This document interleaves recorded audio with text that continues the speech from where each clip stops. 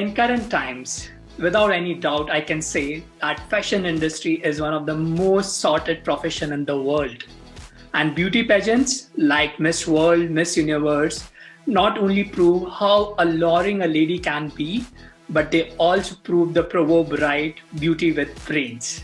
My today's guest, Stephanie Philbin, has done both. She is a Miss Universe Canada finalist. She is Miss Swimwear Toronto 2019. She has done modeling in Toronto. All this while managing a full-time digital marketing job and pursuing her commerce degree. Today, we talk to her to understand how the Toronto fashion industry works, how has been the juggling act for her, and also her experience of being a participant in Miss Universe Canada. Welcome, Steph. It's a pleasure and honor to have you on my show, Superhero Tales. Thank you so much for having me. It's an honor to be on. I'm so glad you asked. A pleasure is all mine. So starting with the burning question itself, you have been a successful digital marketer for all your life. How did the modeling assignment start? So I started modeling when I was 17. I started locally just with bridal shows and things like that when I was 15, 16.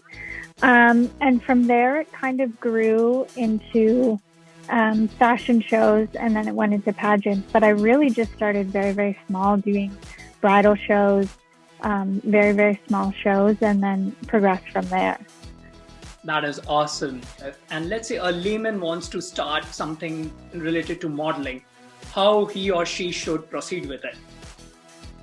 The amazing thing about Toronto is the fashion industry there. There's a ton of opportunity for things there, whether you want to be a model, whether you want to be behind the scenes, anything to do kind of with the fashion industry. There's so many different shows, so many different facets of things that you can do. So my advice for that is there's a ton of Facebook groups and Instagram accounts. There's a lot of resources to volunteer. That's actually how I started in Toronto. I volunteered at fashion shows behind the scenes, got to know people there, and then found opportunities. Another thing is open casting calls are always posted on Instagram and Facebook. I went to so many casting calls, every one that I could, heard a lot of no's, but you get that experience, you meet people, and you kind of realize that the fashion industry in Toronto is smaller than you think. Yeah, there are literally hundreds of people showing up to auditions, but you see a lot of the same faces, and you can always ask for advice. And yeah, that would be my advice. Just go to every casting call, get that experience, practice. The resources are out there, and don't be afraid to ask for help. That's a beautiful line you have said, right? In any profession, don't be afraid to ask for help. Sometimes you have apprehensions about somebody that person might not help you, but they might be wanting to help you out. That it's just a matter of you asking, right? We all know that modeling industry has infinite possibilities, but irony is that it is also associated sometimes with unwanted advances and casting couch. What is your take on that? Have you also faced something like that? Can't think of any specific instance. I think I'm lucky in that way in terms of unwanted advances or kind of that sleazy side of it. The thing for me is being looked down upon, I guess, in the professional world. So if I'm in a job interview or already at my place of work and, with small talk, people find out through social media or, I bring it up. It's like, oh, you've done modeling, you've done pageants. And there's kind of a stigma towards it. Like, oh, whether it be you're not smart enough or you're vain or just the substance of you as a person has come into question. And that's what I've really struggled with. And that takes time to, number one, ignore. Number two, kind of have the confidence to stand up for yourself and realize, I'm very much more than a one-dimensional person. I have a lot of other amazing qualities. So, hey, I don't need to be put in some one-dimensional box. I can do a lot of other things, and there's more to me than just that. So that's the judgment part that bothered me for a while. I don't get it as much now. I think it also comes with being very confident myself, which took a lot of time to learn. But there's definitely some disadvantages and different ways you can get over that. But just knowing you're more than that person thinks you are, you're more than just, how you look, and just being confident in that, like over that kind of judgment and stigma, I found a lot harder and happens more frequently than kind of the sketchy side of it. I do understand what you're saying. Prejudice is a difficult myth to break, right? So, But I know you personally, you're strong, gritty, and you have a multi-dimensional view on everything you do. So that I can Thank you. So thank you. That's so sweet. So really happy that you did not have to face the sleazy side of the domain. Then of this chat, I have a rapid fire round for you. I will ask you a question. You have to give an answer as quickly as possible. Be quirky. Okay. And I also get to judge you. So that how quick you are, or you are not worried about the consequences on your answer. So is that good enough? Bring it on. Bring it on.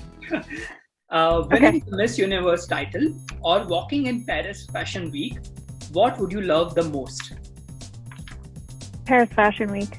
That's awesome. That was a hard question, but I'm gonna say Paris Fashion Week because when you win a title, there is an end to that. Like you're a title holder for a year, and then it's done. It's stripped away from you, someone else. If you walk in Paris Fashion Week, kind of your options are endless. You can do it again, and it's like a memory that you'll have forever. So, walking in Paris Fashion Week would be amazing. That's amazing. Memories are popular, right? So yeah. Okay, choose between Kendall Jenner and Adriana Lima. Ooh, Adriana Lima. Wow, she is when I think of the Victoria's Secret fashion show, I think of her and just how stunning her walk is. I am a huge fan. Oh, okay, I got your one male celebrity whom you would love to walk the ramp with. That is a tough one. I'd say Gerard Butler. So that's a good choice. One guilty food, you should not have it as per your professional requirement, but you cannot resist.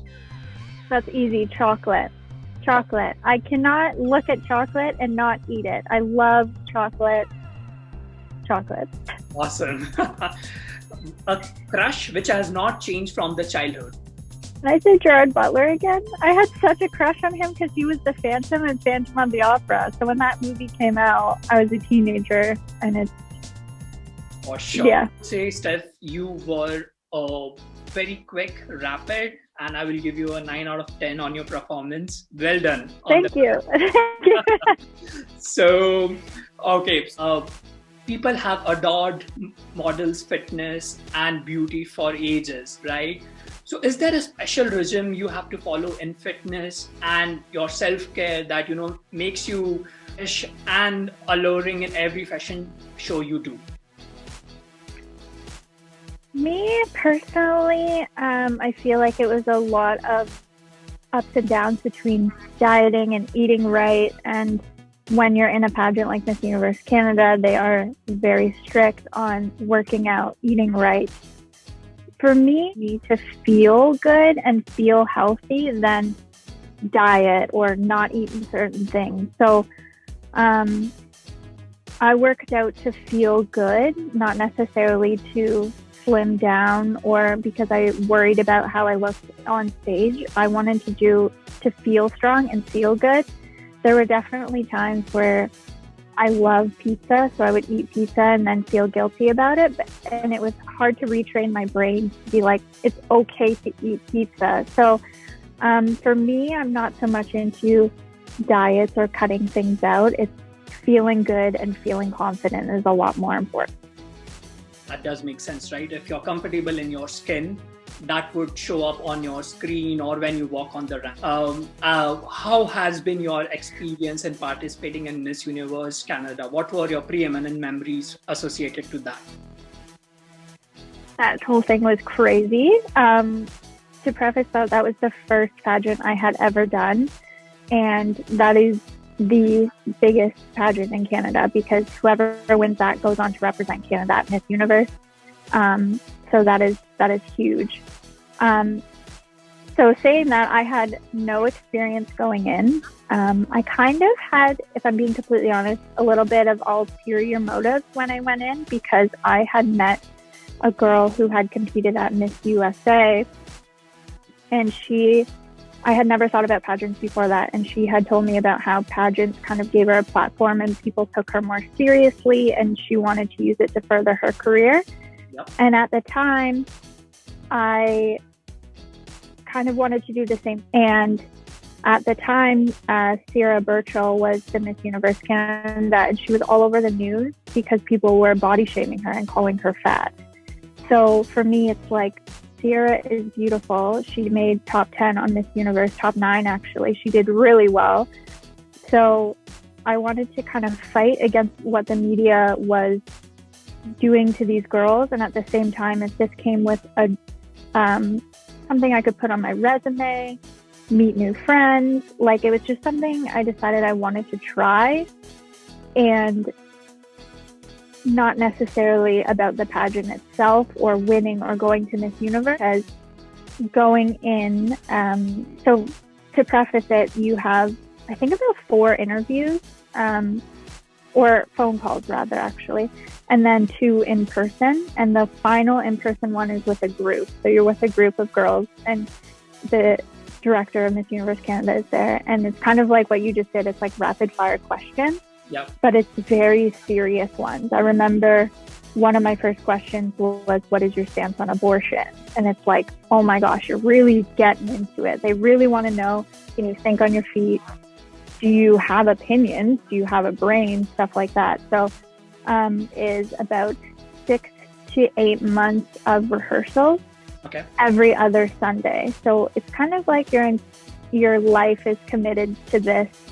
You're really in, because your weekends are dedicated to this. I mean, it was every other Sunday leading up, and then I would think about the 2 months before. It's every weekend, rehearsals, working out together, practicing your walk, just everything.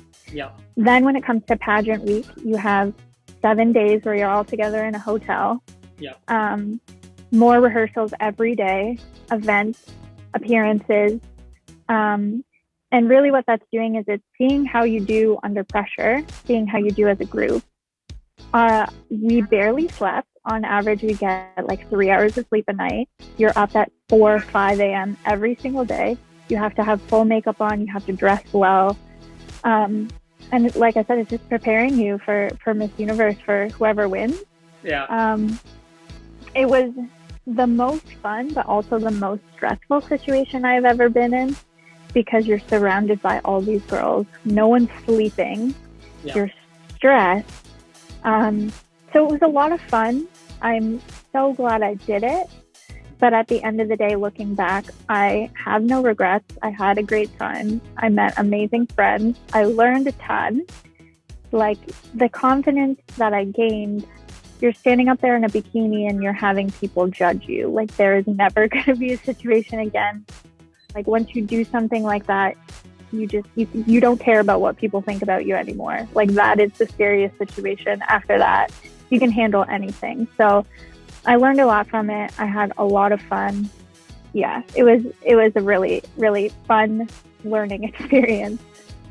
When I was listening to you, I completely was understanding the stress. And I come from India, right? So Miss Universe, Miss Canada, Miss India is huge here. We have one of our top actresses coming from those pageants who have won those awards. So I can feel that, they actually deserve the applause which they get, right? Because as you tell that, it's a saying that you have to have your beauty sleep, but you are deprived of that, right? So 100%. Yeah, I can understand what stress. And when they went, thanks for sharing that. It would be a useful insight for the girls who are planning to get into the pageants so they can be mentally prepared for it. That comes across question in my mind. How was the girls helping out each other? Was the equation good, or was there a little bit of jealousy or a competitive spirit between the girls? That's a really good question, and that's a question that I get asked a lot. If you've ever seen the Miss Congeniality, it is not really like that at all. I made lifelong friends that I'm so grateful and thankful for. Yeah. Everyone's so friendly. You're all kind of in the same boat of nervous, tired, stressed, also wanting to have fun. And you spend day and night with these girls. I mean, you say a week, it doesn't sound that long, but these are the only people you see for a week. You're up, 14 hours a day, spending with the same people every single day, same rehearsals. Definitely when you're on the stage, because there's preliminaries and then there's finals, so you have two shows, there are definitely competitive moments. I would be lying to say if I didn't see any quote unquote cat fights. There were definitely some arguments. One girl accidentally stepped on another girl's dress. Stuff like that happens. But that really comes from all of us not sleeping for a week. Yeah. Tensions are high. There is so much pressure put on you. So, other than one fight that I saw, no, everyone's nervous, worried about themselves, making sure they have, the dance steps right, the choreography right. And they want to have fun too. So no, everyone's very friendly overall. It was not what most people expect it to be. There's no really cattiness or anything. Everyone's great. I'm glad I did it for the friendships that I made and the people that I got to meet.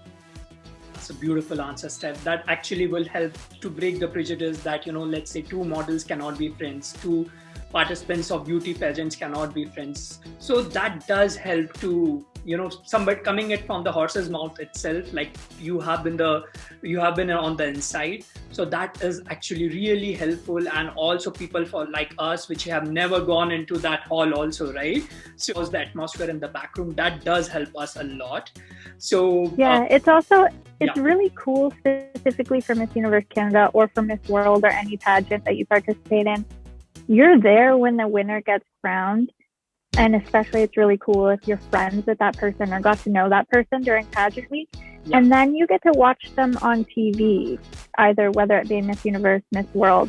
So that's another really cool aspect that people don't think about. It's I specifically know that girl. I watched her compete. And then you watch them represent Canada on a worldwide stage on TV. So that's really cool, and it's a really cool experience. Just when that's correct, right? Once the competition ends, you are all one again, right? You were a part of an amazing journey. Yeah, you just cherish that, move on, cheer for the person who has gone ahead, and just remember the good memories, right? So yeah, exactly. That was a beautiful answer, Steph. Participating in the Miss Universe contest, sometimes attending fashion shows which are late in the night, you have a full 9-to-5 job also. Sometimes it does become daunting. Yes. So specifically for Miss Universe Canada, I ended up taking a week off because you are in a hotel for, I think it's a week, 8 days, something like that. So I took the week off work. Other than that, specifically balancing fashion shows and other events with work, the good thing is fashion shows aren't very often during the day, during the week. It's on a Saturday or it's Friday night at 7 p.m. So that for me was a lot easier to balance with a 9-to-5 job. And fashion shows that were through the week, 3 p.m. And that's unfortunate. I would have to miss that because, work comes first. But normally it's pretty easy to manage. The ones that are tough are when there are a 5 or 6 p.m. casting call or audition, and it's me bringing shoes and outfits to work, rushing off from work, getting to the audition time. That can be a little tough to manage, but overall it's pretty manageable. Yeah. I do understand the struggle, but I know that you have been managing that very efficiently. Thank you. With this, we come to the conclusion of the interview. Personally, I have known you. You have always shown great sign of determination. Hopefully, you move forward in the modeling, and we would be more proud of you. And I hope in this interview you were comfortable and you enjoyed your time. Absolutely. Thank you so much for having me. So nice of you. And this was fantastic. I would be thanking all my guests once the pandemic is over in person. So hopefully we will be meeting soon. But it was I hope so. It was great chatting with you, Steph, and hopefully we will be meeting up in person soon. Thanks. Yes, this has been great. Have a good day, Steph. You too.